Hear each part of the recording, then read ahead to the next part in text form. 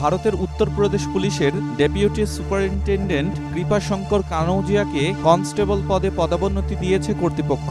একজন নারী কনস্টেবলের সঙ্গে হোটেলে বিব্রতকর অবস্থায় ধরা পড়ার ৩ বছর পর তাকে এই শাস্তি দেওয়া হলো। রোববার এক প্রতিবেদনে ভারতীয় সংবাদ মাধ্যম ইন্ডিয়া টুডে জানায়, উত্তরপ্রদেশের উন্নাওয়ের বিঘাপুরের সার্কেল অফিসার পদে ছিলেন কৃপাশঙ্কর। তাকে পদোন্নতি দিয়ে রাজ্যের গোরখপুরের ২৬তম প্রাদেশিক আর্মড কনস্টেবলারি ব্যাটালিয়নে নিযুক্ত করা হয়েছে। প্রতিবেদনে বলা হয়, ২০২১ সালের জুলাইয়ে কৃপাশঙ্কর পারিবারিক কারণ দেখিয়ে ছুটি নেন। তবে ছুটি নিয়ে তিনি বাড়ি না গিয়ে নিখোঁজ হন। কৃপাশঙ্করের হঠাৎ নিখোঁজ হওয়ায় উদ্বিগ্ন হয়ে পড়েন তার স্ত্রী। স্বামীর খোঁজ পেতে তিনি উন্নাওয়ের এসপির সঙ্গে যোগাযোগ করেন।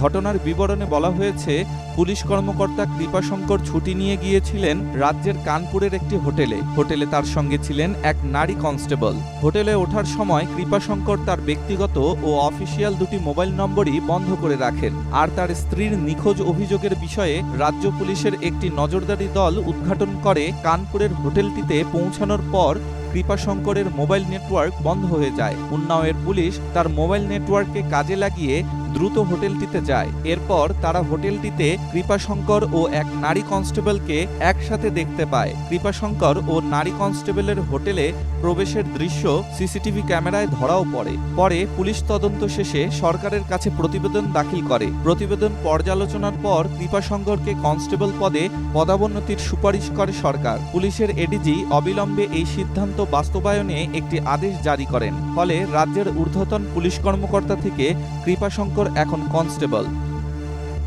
ডেস্ক রিপোর্ট, স্টার সংবাদ।